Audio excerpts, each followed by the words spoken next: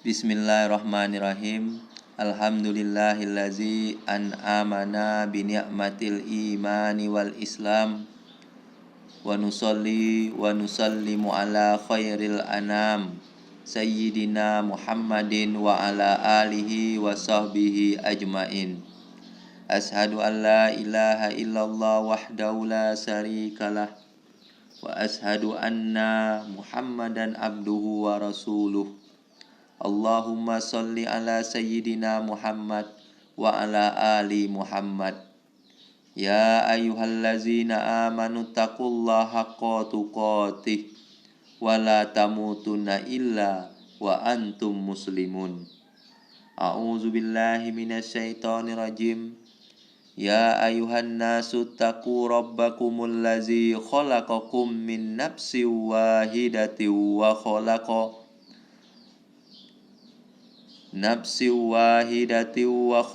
minha zawjaha wa bassa minhuma rijalan katsiran wa nisaa wattaqullaha allazi tasaaluna bihi wal arham innallaha kana alaikum raqib.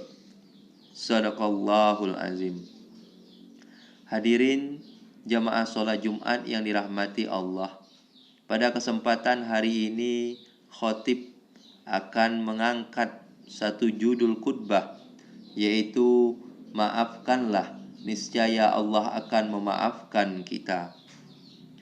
Dalam bulan Syawal ini, selalu ada pertemuan yang tidak pernah luput dari kata maafkan lahir dan batin. Adakah kita pernah mengingat kembali sampai detik ini? Apakah masih ada kaum kerabat handai tolan, sahabat dan tetangga kita yang belum kita maafkan karena kita anggap salah fatal, bahkan sampai sekarang kita masih membencinya? Kita maafkan orang-orang yang tiada bersalah hari ini dalam jumlah banyak, namun hati kita masih terasa berat untuk memaafkan orang yang pernah berbuat salah kepada kita, pernah menzolimi kita, seakan-akan pintu maaf kita telah tertutup baginya. Dan kita sendiri merasa aman karena di posisi yang benar, merasa tiada berdosa sedikit pun. Hadirin jamaah sholat Jumat yang berbahagia, sesungguhnya penghalang terbesar pada diri manusia dalam memaafkan kesalahan orang lain disebabkan mempertahankan, yang pertama, hawa nafsu, yang kedua, dendam, yang ketiga, gengsi, yang keempat, dengki, yang kelima, egoisme, yang keenam, harga diri, yang ketujuh, kedudukan, yang 8, martabat, 9, keturunan, dan lain-lain. Seandainya kesembilan hal tersebut bisa kita buang jauh-jauh, niscaya pintu maaf akan terbuka lebar bagi semua saudara muslim yang pernah kita benci. Dan seandainya kebencian ini sudah hilang, niscaya akan mudah untuk memaafkannya. Hadirin sidang Jumat yang mulia, sesungguhnya Allah akan mengampuni dari segala dosa-dosa yang pernah kita lakukan, selama tidak ada dinding yang membuat ampunan Allah tertunda bagi kita lantaran sebuah kebencian dengan saudara muslim, baik kaum kerabat handai tauladan, sahabat dan tetangga.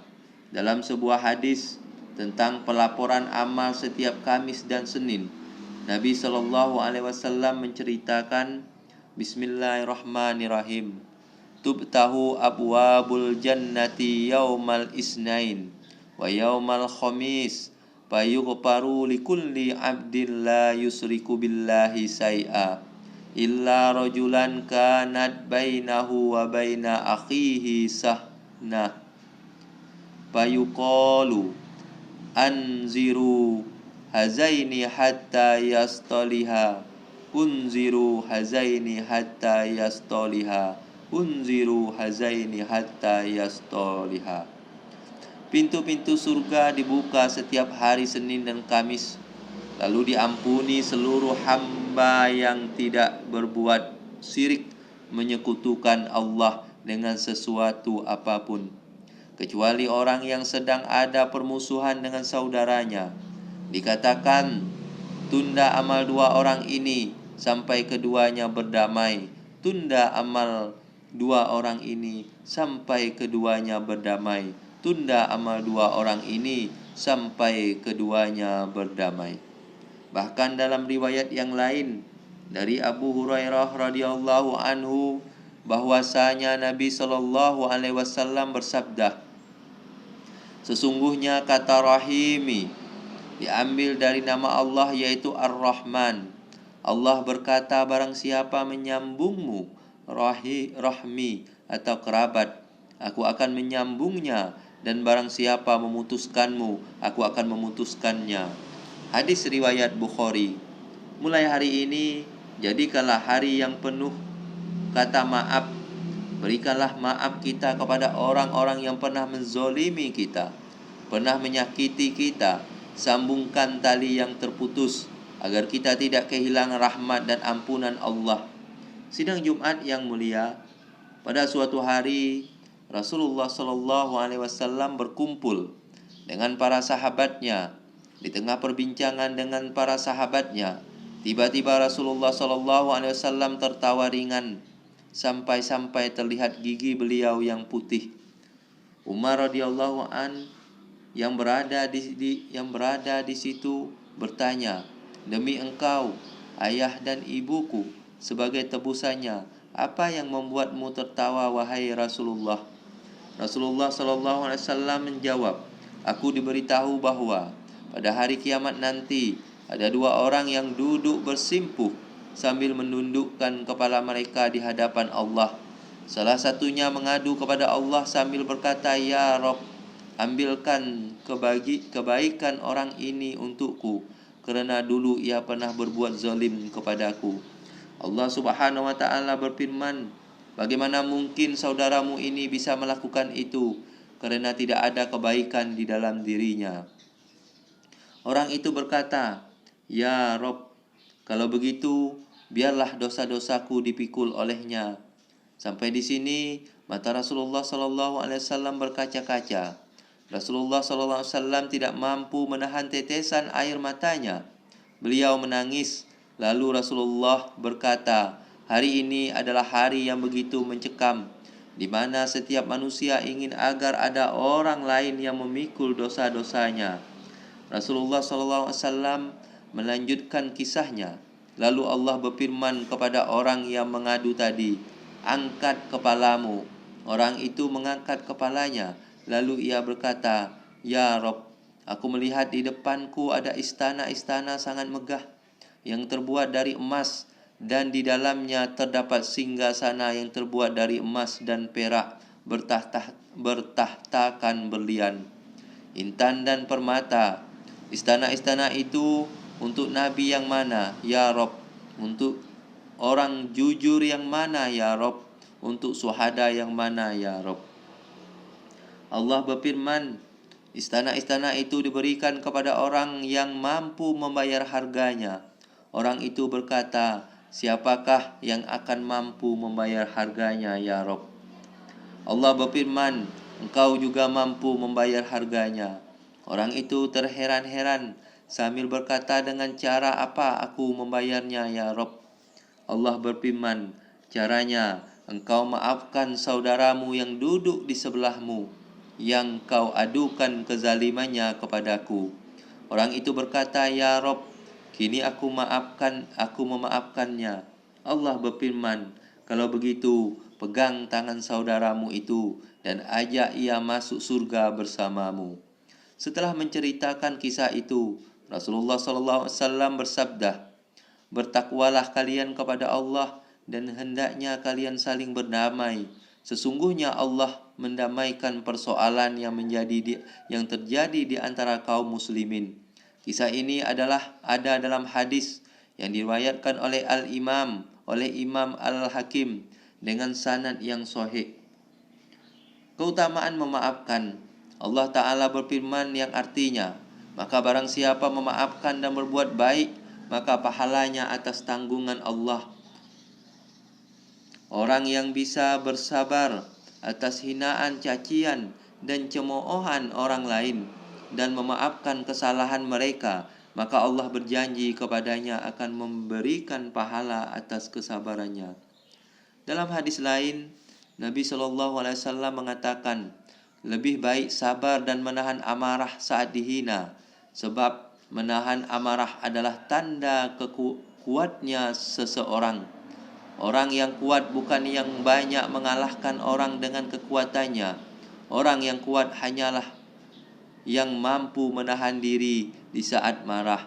Hadis riwayat Al-Bukhari nomor 6114. Beginilah Islam. Allah dan Nabi-Nya telah mengajarkan setiap muslim untuk saling memaafkan. Memaafkan kesalahan orang lain memang bukan hal mudah, tapi bersabar atas semua cibiran dan keangkuhan orang lain atas diri kita adalah jauh lebih baik daripada harus membalasnya. Karena itu, minta maaf, memberi maaf dan saling memaafkan adalah salah satu amalan hati yang bernilai tinggi di hadapan Allah Ta'ala. Semoga Allah Ta'ala senantiasa membimbing langkah kita menuju jalannya yang lurus. Saling memaafkan dan tak segan meminta maaf sejatinya menjadi akhlak sehari-hari dalam kehidupan kaum muslimin. Dengan memaafkan itu, semoga rahmat Allah senantiasa menaungi kita. Wallahu alam. Sebagai penutup, saya pribadi mohon maaf apabila ada salah, baik yang disengaja ataupun tidak. Demikianlah khutbah singkat ini. Semoga juga pintu hati kita mudah untuk memaafkan. Amin. Allahumma amin. Aqulu qauli hadza wastaghfirullahal azim li wa lakum innahu huwal ghafurur rahim. Khutbah kedua. Alhamdulillahillazi an'amana bi ni'matil imani wal islam wa nusalli wa nusallimu ala khairil anam Sayyidina Muhammadin wa ala alihi wa sahbihi ajmain. Ashhadu an la ilaha illallah wahdahu la syarikalah wa ashhadu anna Muhammadan abduhu wa rasuluh. Allahumma salli wa sallim ala Sayyidina Muhammad wa ala alihi wa sahbihi ajmain. Ya ayyuhallazina amanu taqullaha haqqa tuqatih wa la tamutunna illa wa antum muslimun. Innallaha wa malaikatahu yusalluna 'alan nabi. Ya ayyuhallazina amanu sallu 'alaihi wa sallimu taslima. Allahumma fir lil mu'minina wal mu'minat wal muslimina wal muslimatil ahya'u minhum wal amwat. Allahumma rabbana zalamna anfusana wa illam taghfir lana wa tarhamna lanakunanna minal khasirin. Rabbana hab lana min azwajina wa zurriyatina qurrata a'yunin waj'alna lil muttaqina imama. Rabbana ighfir lana dzunubana wa liwalidina warhamhuma kama rabbayana shaghira. Rabbana atina fid dunya hasanah wa fil akhirati hasanatan wa qina azabannar wa qina azabannar wa qina azabannar. Subhana rabbikal izzati amma yasifun wa salamun alal mursalin walhamdulillahi rabbil alamin.